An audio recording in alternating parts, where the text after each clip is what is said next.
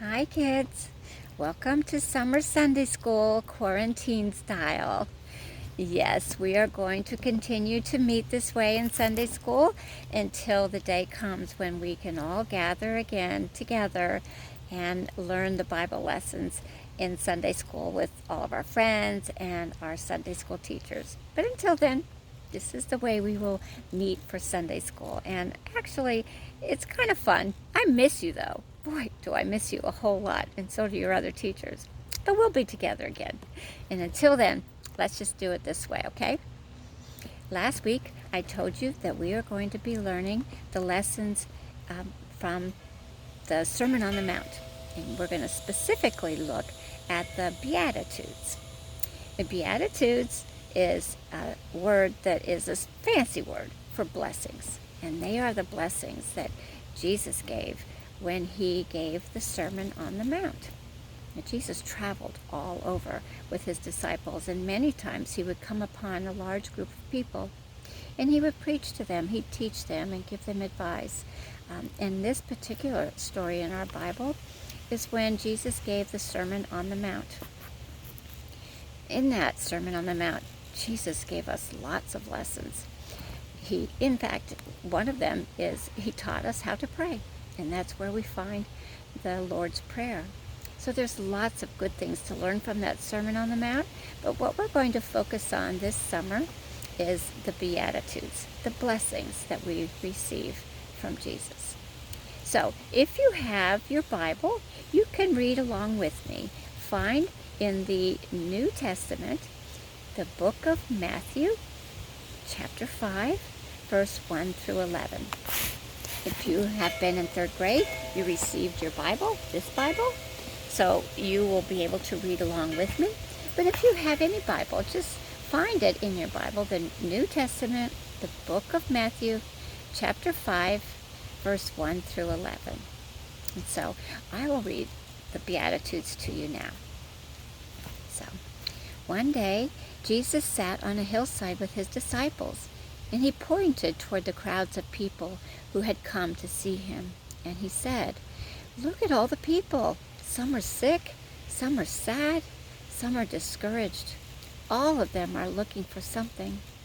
Then Jesus began to teach his disciples things that would help them in hard times. God blesses those people who depend only on him. They belong to the kingdom of heaven. God blesses those people who grieve. They will receive comfort. God blesses those people who are humble. The earth will belong to them. God blesses these people who want to obey him.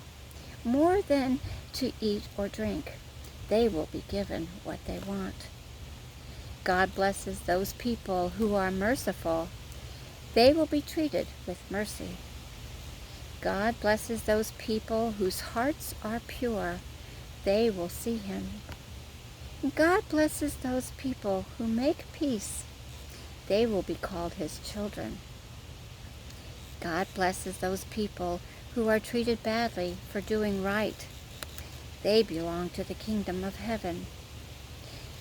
God will bless you when people insult you, mistreat you, and tell all kinds of evil lies about you because of me. Be happy and excited. You will have a great reward in heaven.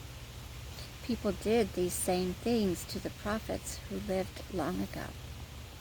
So, those are the Beatitudes. And during the summer, we're going to focus on each one of them. So today, I wanted to focus just a little bit on the first one. Okay? And it is, God blesses those people who depend only on God. They belong to the kingdom of heaven. So what does that mean?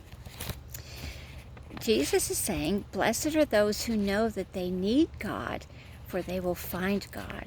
The empty place inside of them will be filled. So let's do a little exercise together so you might better understand what this is about. So I want you to take a really big, deep breath, okay? So do it with me. Take a deep breath. And then let it out. Let's do it one more time. Deep breath. Let it we need God just the way our lungs need air. God promises to fill our empty place inside of us, just like the air fills our lungs. Jesus said, "Blessed are those who know they need God, for they will find God. The empty place inside of them will be filled." That's the first beatitude. Now, just like we need air in our lungs and we need God in our lives, we also need bees. I've been learning a little bit about the bees, and you know what? Right before I came on to do this message for you, a bee was flying all around me, and it landed right here. And I thought, oh, that is so cool. I was sorry that I couldn't get it on video, but yeah, that's what happened. And so that's just a reminder to me to know that it's really important for me to teach you about the bees, God's creation, and how important it is to keep them alive and healthy. Okay? So why? Why are bees so important? I don't know if you know this, but hold on a minute. This is what I read. Bees are some of the most important critters on our planet. In fact, bees are responsible for almost 1 in every 3 bites of food we eat. Think about that. They're responsible for almost 1 in every 3 bites we eat. So, bees are important to us for the food we eat. And without these striped insects, we'd be in some serious trouble, wouldn't we? That means it's our job to protect the bees and to teach the next generation the importance of bees so that the bees can continue to live and provide us with food and nourishment. So, what do we do if we're fearful of bees? The fact is that when you have a bee, and the first response you have when you have a bee near you is to go like that, right? Swat it away. One of the first things we have to learn is not to do that, because that kills the bees, and we need to keep the bees alive. So it's suggested that when we have a bee near us, we need to stand still. Just be really still, because soon they'll discover we're not a plant. They're not going to get nectar from us, right? They're going to learn. They're going to see by us not moving that we mean no harm to them. And they will just buzz away, fly away. Now, if they stay on you, like the bee that I had was kind of flittering around on my shoulder, the thing that I also learned was if you hold still and it's still there, you just kind of blow on it, like blow on its wings gently, and it will fly away.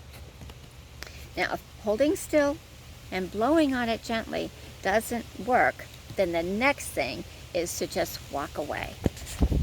So try not to swat the bees, because the truth is when we do that, we kill them, and that's not what we want. We want to keep them alive. So during Summer Sunday School, we're going to learn more about the bees and how to keep them alive, and we're going to do some fun crafts, of course. And we're going to find ways in which we can increase the lives of bees in our community. But we're also going to really focus on those beatitudes, the blessings that Jesus gave us. Now, I'm sitting outside again today because it is just so beautiful out. I hope that you're outside enjoying this wonderful weather. We have so much to be thankful for. Our lives are filled with blessings every day. So be aware of those blessings and know that you are loved and you are cared for. And I truly miss you a whole lot. It's been fun to see some of you in the neighborhood when I'm walking around. And I hope to see you again soon. But until then, I want you to do all the things that keep you safe, okay? And remember to wash your hands and be kind to one another, love one another, be the peacemakers that I tell you all the time that you are, because you are the children that will make this world a better place. Love you very much, and may the peace of God be with you. And I'll see you again next Sunday as we learn more about the Beatitudes, the blessings. Have a wonderful day. Bye-bye.